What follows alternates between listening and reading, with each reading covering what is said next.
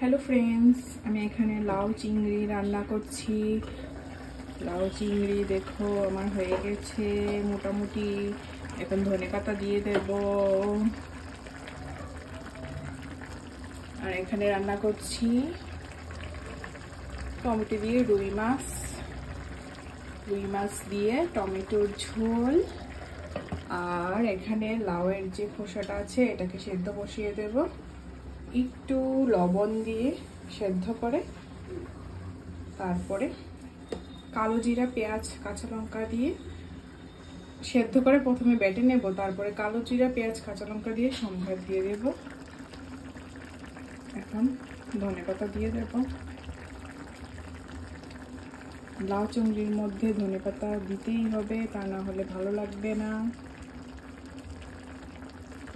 আর লাউ চিংড়ির কালারটা দেখো দারুণ হয়েছে।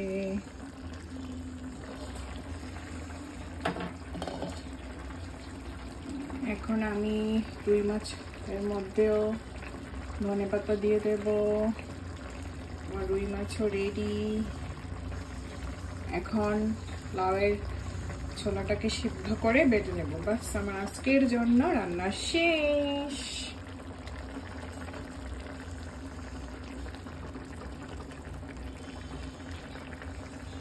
বাই।